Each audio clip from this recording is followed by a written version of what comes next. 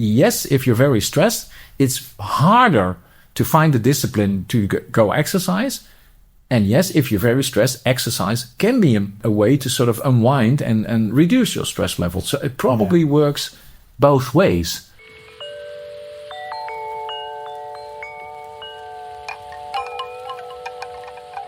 Welcome to the Stress Navigation Podcast. In this podcast, we'll talk about stress, science, and daily life.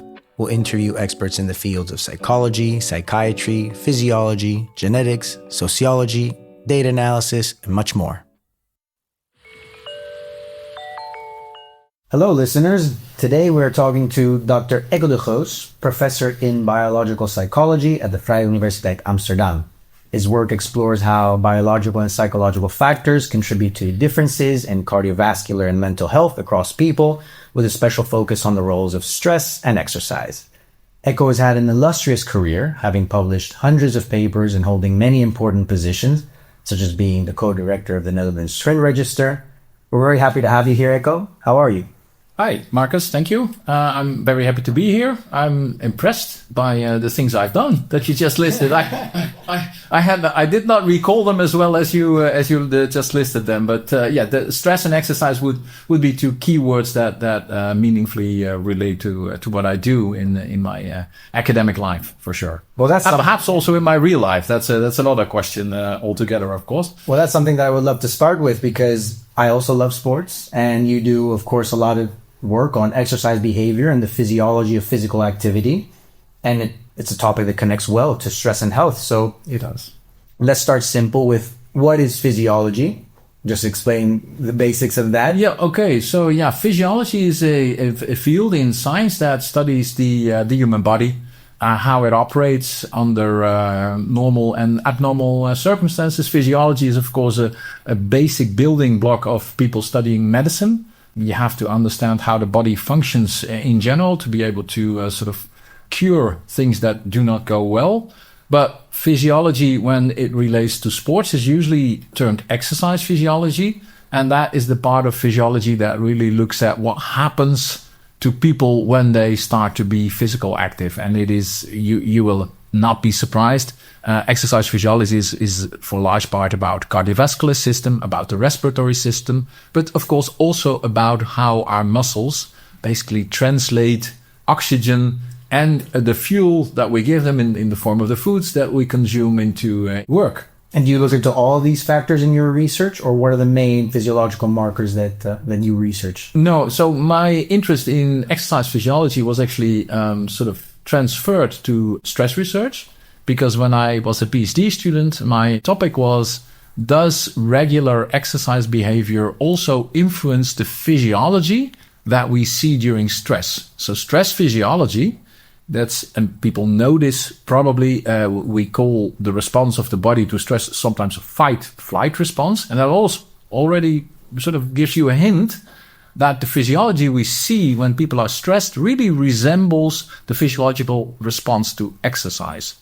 Mind you, it resembles the response to exercise, but it is definitely not the same, because there's no real hard muscular work going on when you are stressed. I mean, people can tense up a little, sure, but it is not comparable to preparing for a high rocks competition, for instance. Clearly, it's a different thing. Your muscles are by and large not active when you're stressed, and yet you prepare for the situation where they would be very active. So would you say that physical activity is a stressor, something that also causes stress, or what is that resemblance or that difference? I see where you're going. It's a good question. And in some fields, they consider physical activity a stressor. That is not how, coming from the angle of behavioral science, from psychology, how we depict stress in general. So stress really is something that happens in the head, in your mental space, as it were. And it is not, we typically don't see physical activity as a stressor, but we see things like being excluded, being mistreated, being frightful. Yeah, that's the sort of thing that we would denominate stress in our field. But yes, some exercise physiologists would call physical activity a stressor. Why? Because it disturbs the normal resting situation of the body, and it requires all sorts of bodily responses to maintain balance. Yeah, and that makes me think of differences between people in exercise behavior. Why do some people love doing sports and some people not? Does this depend on their physiology? Wow, that's a big question. And not an easy one, Marcos. Yes, it depends on their physiology, because the brain is also part of our physiology. And why people like exercise, obviously, for a large part, is related to how their brain is wired. Exercise for some people is a rewarding activity. You hear me say very carefully, for some people, because in contrast to popular belief, exercise is not pleasant for everybody. There's quite a large number of people who do not like exercise all that much. If that were not the case, we would not need physical activity campaigns telling people that it's really good for them to regulate. I mean, if everybody liked it, that would be a breeze, right? But that's not the case. There's something in our brain that sort of helps or actually counteracts us liking exercise. It's just so hard for me to believe, because I feel like, everyone. But you're an exerciser, right? Yeah, that's the. But then, yeah. Okay, so I'm going to say a statement, and you tell me what you think. I think that everyone can love a sport or physical exercise as long as it's the right fit for them. But the thing is that maybe not everyone finds that fit, and it can go from like very high active sports, from the extreme of like people who love mountain climbing without security, right? Or people who just like taking walks, and that's enough. But you have to kind of find the right fit. Does that make sense? That makes a lot of sense. That is, of course, true.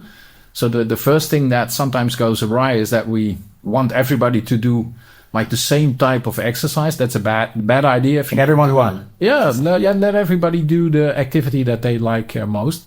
Even so, for a regular exercise to have the many benefits that we basically attribute to it, and that's based on solid research that we do really see long-term benefits both in the somatic domains or in your physical health, as in the mental domains or in your mental health of regular exercise. But the exercise has to surpass probably a certain intensity level to be really useful. There's still a bit of debate about what the exact intent. Walking for older people can be as intense as running a marathon for younger people. So intensity level is maybe not a great denomination, but it has to be some work done for it to be beneficial. And that's where it goes wrong, because not everybody likes that state of intense or moderate to vigorous exercise, as it were. That's just, some brains like it, other brains don't. It's just the way we are wired. There's nothing you can do about it, but there are individual differences. Like most people actually don't like exercise at the moment they're exercising. Most people like exercise afterwards in the shower, really. Then they really feel good about it. Then there's this sense of accomplishment, etc. But particularly when you really have to put in a lot of work, most people find it aversive. But not everybody to the same degree. And not everybody feels as good as somebody else after exercise. There are individual differences. And those differences are related to how our brain is wired, and they make a lot of difference. So when you say how your brain is wired, that also means the genes that you have, what you were born with? That's one part. So how our brain is wired is partially caused by a genetic variation amongst people, but also partly caused by variation in our life history. What kind of experience did you have with exercise in the past? Was there somebody really helping you along? Have you been socially supported? That's also, of course, a relevant thing that causes the brain to go as it does. I think from a personal perspective, I always started with team sports, and that always fulfilled me. And then I lost that for a bit and then went to the gym. It never satisfied me the same. And now I'm back to a team sport, and it's like, I found what I wanted. But in that time where it was just me in the gym, it was never... I see what you... I entered the brain, right? There's differences in how the brain responds to exercise, and that makes us like exercise to a different degree. It makes it harder for some people to engage in exercise than for others. And then there's a second component, and that is, how good are you at sports? It's pretty relevant, particularly during adolescence and young adulthood. adolescents and young adults don't really like to do things they're not good at. When you suck at sports, you're not going to be somebody who's going to like sports a lot. So particularly when played in a competitive team sport kind of environment, you have to have the feeling that you have at least a minimal ability to be able to do that. Now, if ability matters for how you experience exercise, then you see another inroute how physiology, how genetics could actually come into play, because how good we are at sports, that's not randomly distributed across the population. And it is definitely not the 10,000 hours rule. The more you train, the better you are. It really is, to a large extent, what you're born with. Well, you do research on twins, right? Yes. So I guess that's a great example of someone who's maybe born with the same genetic material, but then might have a bit of a different life. Do you have anything to say about exercise behavior or athleticism with regards to your twin studies? So again, exercise ability, important trait for people to like exercise. If you're good at it, you're probably going to like it. And whether you are good at it depends to a substantial degree, depends on your genetic makeup. Why? Because, body build, how your muscles respond to exercise, your cardiovascular system, how it is wired, your ventilation. These things are important for your exercise ability. So that's why biology, physiology, genetics comes into play. How do we know that, right? So we typically capture the part of the individual differences in something like sports ability. We capture that in a number. It's called heritability. It basically says how much of the variation between individuals can we attribute to genetic factors. Like a heritability of 50% of athletic ability would mean 50% of athletic ability is due to basically what people are born with. The other 50% is everything they have experienced in their life, the amount of training, all stuff that we call environmental factors. Actually, I'm underestimating it. It's actually 60% for something like your maximal aerobic power. The heritability is about 60%. For maximal strength, which you can test with a hand grip test, it is also around 60%. So it's slightly higher than 50%. But the question is, how do I get that number, that 60%? The trick is that you look at the resemblance of family numbers. So if you go to a family and you compare the strength of the siblings, or their soccer ability, or their hockey ability, or their ability to do long distance running, you will see that siblings tend to resemble each other a bit more than just two random kids drawn from different families. Things run in the family, as we say. Now you could say, well, that must be due to the fact that they have inherited the same genetic material from their mom and dad, right? So that's why siblings resemble each other. It's not that simple, because the siblings are also raised in the same family environment. Maybe they live close to a soccer field. Maybe the parents both are very, fervent exercise. Or they don't do exercise, but they bring them to sports club very actively. They're socially supported. Or they live in near a school that is very active in the field of making kids do exercise. The point is, siblings in a family also share a shared family environment. How on earth am I going to discriminate the effects of the shared environment from the effects of genetics? It's hard to do. You just look at siblings. Enter twins. The twins. It's a marvelous and still unsurpassed design. It's like an experiment of nature. Why do I say that? Because twins come in two flavors. There's monozygotic or identical twins. They are literally genetic clones. So they, up to their mitochondrial DNA, they are really the same. In fact, if we would do cloning, we would not come as close as the resemblance that you do in monozygotic twinning. And then there's fraternal twins or dizygotic twins. They share, on average, about 50%. That's like just like coordinary siblings. Correct. So, and now the good thing is that the twins are typically, and there are some rare exceptions, which, by the way, also create an interesting design, but the twins are raised in the same family, whether they're monozygotic, so identical, or whether they are dizygotic or fraternal. They are raised in the same family. So the family circumstances, the shared family circumstances are the same. If the resemblance in identical twins for sports ability is a lot stronger, like say 2 times stronger, than the resemblance of fraternal twins, that is a very clear indication of the fact that it must be genetic factors that are causing the larger resemblance in the identical twins. And with some clever mathematics, you can actually do some computation, and then we arrive at the number of 60% heritability of aerobic capacity as measured during a maximal treadmill exercise, for instance. So that's how we do that. And we know that exercise ability is a very heritable trait. By the way, we've also, in the Netherlands Twin Register, had a large group of twins, monozygotic twins and dizygotic twins, perform exercise, and then repeatedly we asked, how are you feeling? And we also asked, how do you feel after the exercise? And we see differences in the effective response to exercise, meaning differences in how well people are feeling during and after exercise. As I predicted, right? The brain, for people responds differently. Those differences in the response, in the sort of mood response to exercise, are also heritable. Well, that's a question that I had. Do these heritable factors also influence the outcome of physical behavior, the link to cardiovascular health and the link to mental health? Yeah, that's another big question. So this is because exercise ability is heritable, because the exercise liking is heritability, and these two things are very important whether you will engage in regular exercise. We see that regular exercise behavior itself is a heritable trait. Like 42% across the lifespan, but quite different. Not so high when children are young, 20%. Then the family is really important.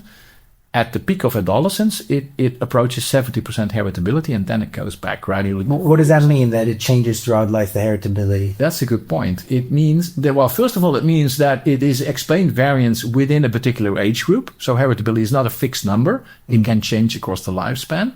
Why does it peak in adolescence?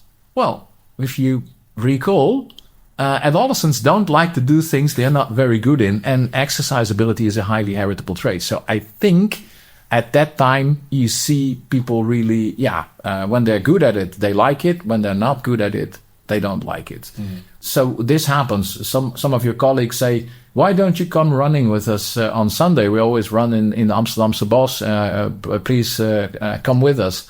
And then people might say, no, but I'm not very good at exercise. Oh, but that's not a problem. We're all not really good. We just do it for fun. And then they go out, and then all of a sudden they notice that they actually do like it. So they have the genes for liking. They just didn't have the genes for exercise ability. So they were not very active in adolescence, but they sort of discover exercise and that they like it when they get older. Both are genetic, but it also shows you why the heritability can actually change across the lifespan of a complex trait as exercise. Well, this makes me think of stress on the streets answer that we got. I went to a person and I asked them, well, if they think exercise can stress them out, or what do they think about exercise in their life? And I think we're kind of touching around some things here, and I wanted to see what you thought and what we could extract from this answer. Okay.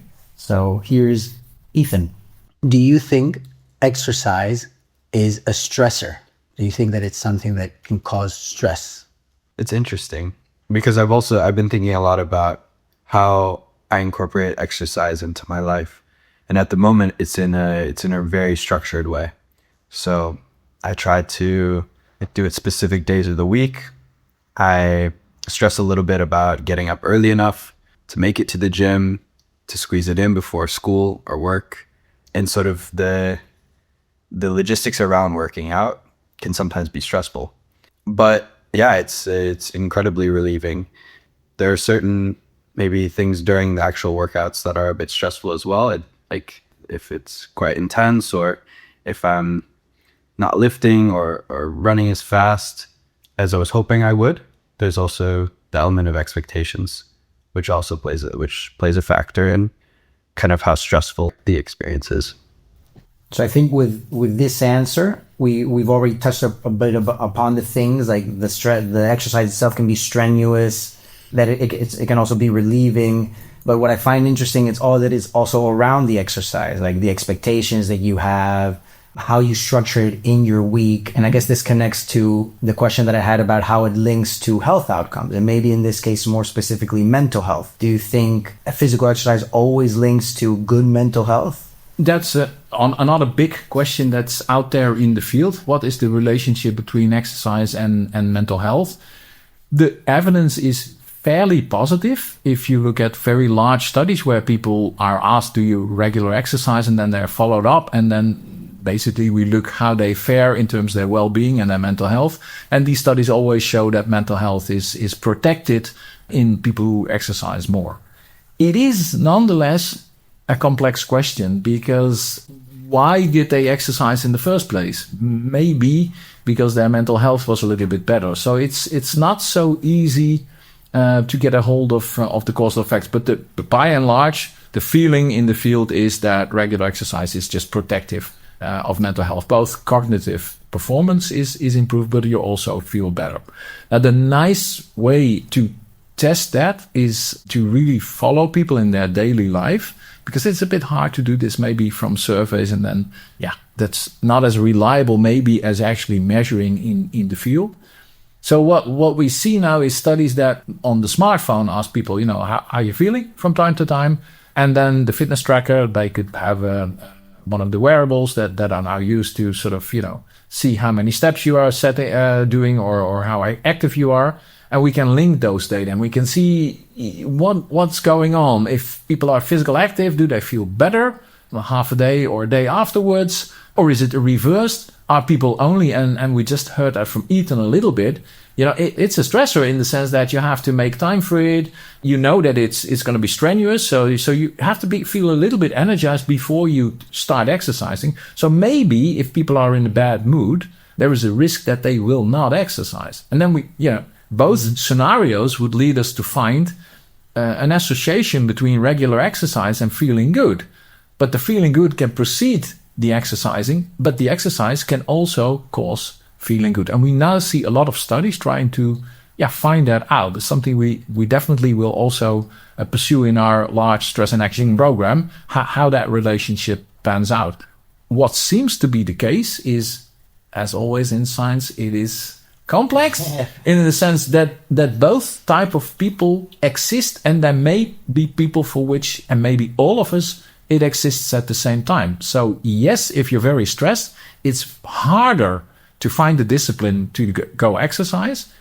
And yes, if you're very stressed, exercise can be a way to sort of unwind and reduce your stress level. So it probably works both ways. And that's something I think it's worthwhile digging into this, finding this out, also maybe providing people with a profile of themselves, how it works for them, because it could help them get traction on what's happening and help them be more regular active. Yeah. Well, we always appeal to complexity on this podcast. Yeah. It's always very hard to think. Well, it's not so complex. It goes both ways. So in that sense, it's maybe simple, but it is, of course, then difficult to break the cycle. If somebody is so stressed that they don't exercise, and exercise is just the thing that helps them feel less stressed, then there's a risk that they basically enter a negative spiral, do less and less and less, and because they are less physical active, they feel worse. So with all your knowledge, understanding would be good to help out, and giving self-insight might also be a good strategy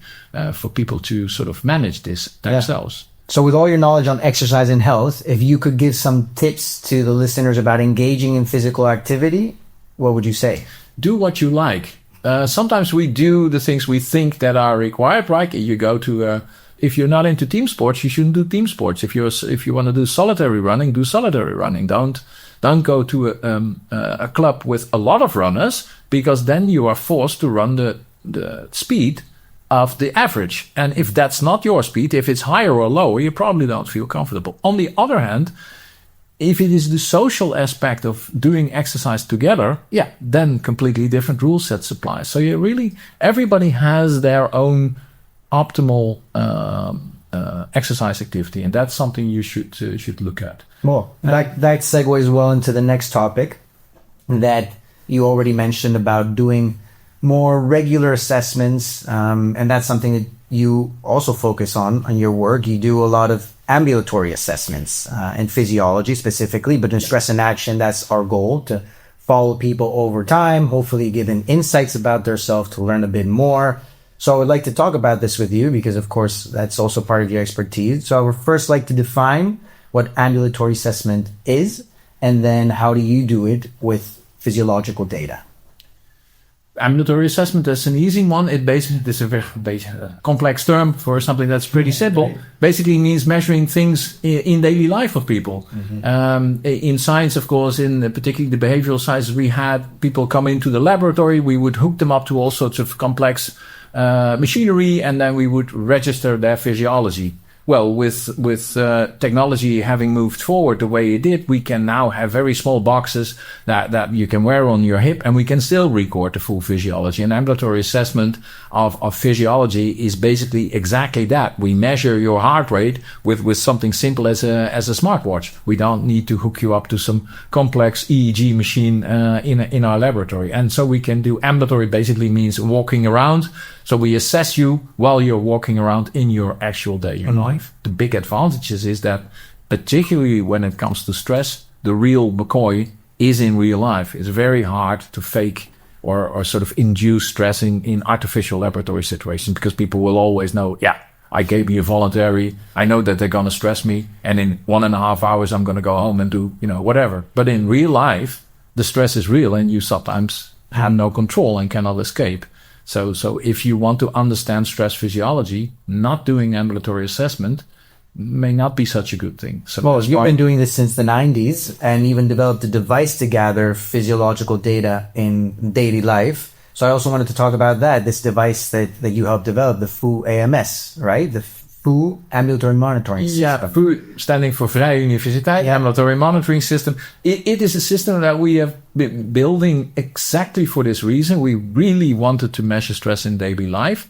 We've perfected it over time and used it in quite a number of applications. And it indeed gives us traction on how people, for instance, with high work stress versus low work stress, how they differ. So what have you found? Well, very, maybe not surprising, but for instance, heart rate or the nerve that basically controls your heart, its activity, really is sensitive to where you are. We have seen that people with high work stress, they have a higher heart rate, but only during work. The heart rate is back again in their leisure time, and there is no difference in a weekend day, for instance. And so that really shows you that this physiological reactivity is specific to the work setting, and also demonstrate that perhaps an increased physiological reactivity may be the cause of disease outcomes in the long run, because it is not a good idea to be continuously in preparation of fight and flight, but not actually engaging the muscles. So heart rate is one of the measures that you can get from your device. What other physiological variables are you? Well, the heart rate is, and the same thing for blood pressure, heart rate, they are controlled by what is called the autonomic nervous system. And the autonomic nervous system basically is the system that governs the fight-flight response. It's a fantastic system. It makes sure that when you are engaged in fight and flight, actually the muscles have enough oxygen to do all the work that they need to do. And because they increase the heart rate, the cardiac output, and they make sure that the blood flows to the areas where it is most needed. So it's a fantastic system. But what it consists of two different branches. One is we call the brake, right? It basically tells the body to go to rest and digest. And the other one is the accelerator. If it's pressed, then it tells the body to go into fight-flight mode. Now, what happens typically during stress is that the accelerator is being pushed in, but the brake is being, released. So two things happen. There's less of brake and there's more of accelerator. And so we want to characterize those two phenomena separately while people are being measured in the field. And our device, I'm not going to go into technical details, but our device uses two measures that in the literature have come to be known as specific for the accelerator, or the sympathetic nervous system to be precise.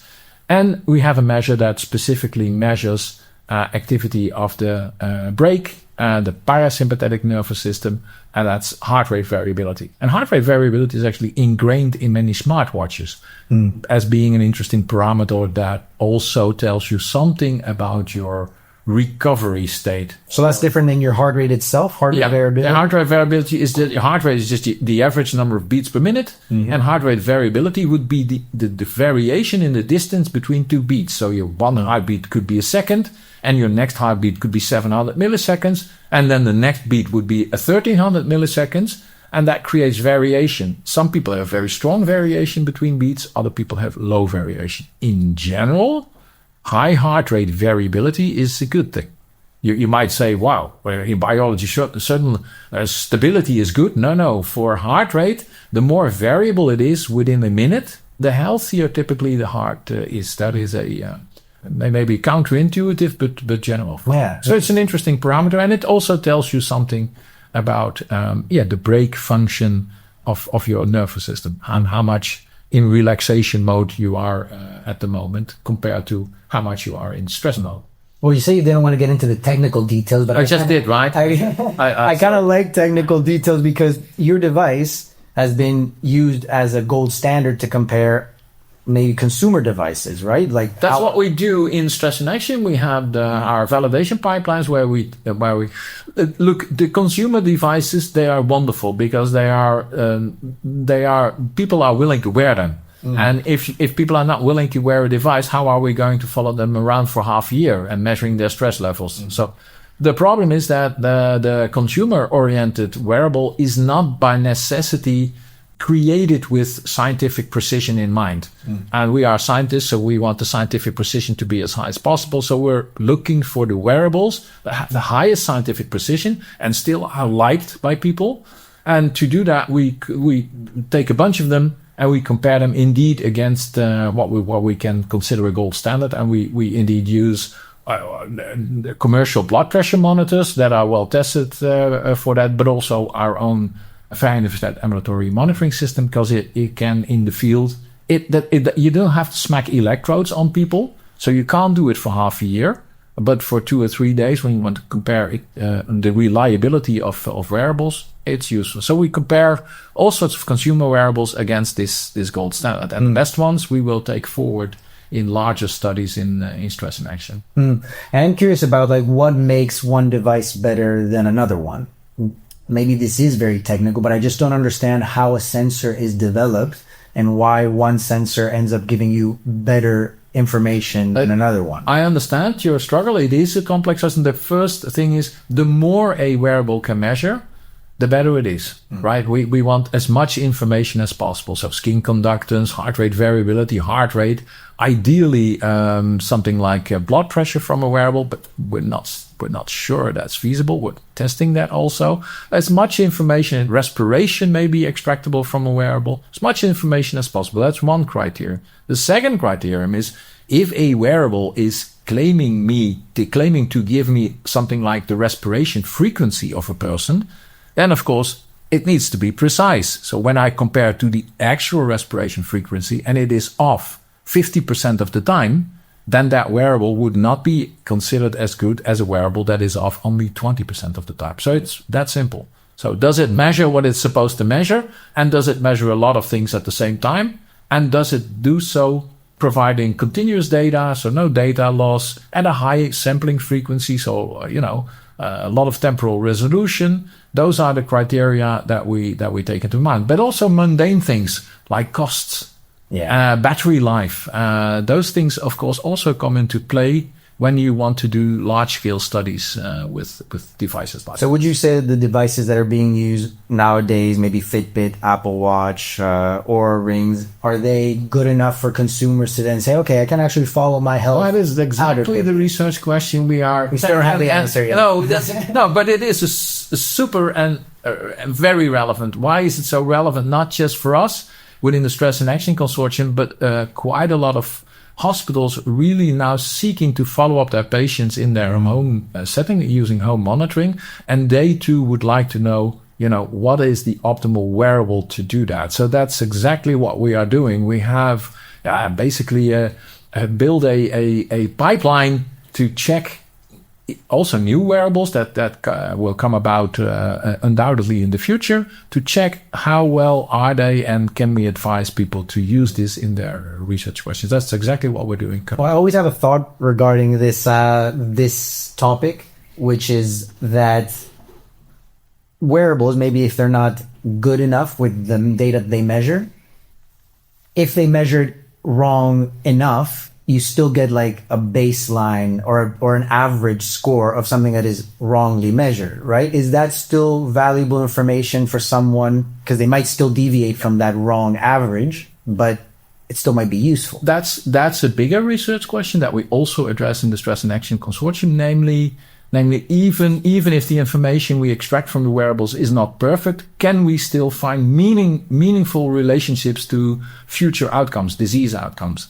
If that's the case, then the fact that it's not super precise, but it still has good predictive power, would also be a reason for us to consider, okay, it's not perfect, but it's good enough. So that's another part of the validation that we do, and on a larger scale, namely, do the measures that we extract from this device, heart rate variability, maybe skin conductance, maybe temperature, do they predict mental or cardiovascular disease outcomes? If they do, then we are less worried about them sometimes losing signal or not always being exactly spot on when it comes to the heart rate. They do still have apparently meaningful predictive power. So yeah, another big class of questions. Well, to end the episode, I would like to just ask you a question about how you envision the ideal use for a wearable. So if you had to recommend someone using these wearables and following bodily signals, physiological signals, how would you like someone to use them to get the most information out of them? Again, this is personalized, so not everybody will find the same optimal use, but I think a wearable that would flag signal moments that the physiological response is really out of whack, so it does not. So you're preparing continuously for fight, but in fact you're sitting behind your desk. It might be useful from time to time for people to be flagged that this is going on, and then they can take appropriate action. They can say, well, I just have to work hard now. This is what it is. Thank you for alarming me, but I'm taking the risk here. Or they can say, well, maybe this is a good moment for me to take a break or do something else, or maybe just walk about a little bit.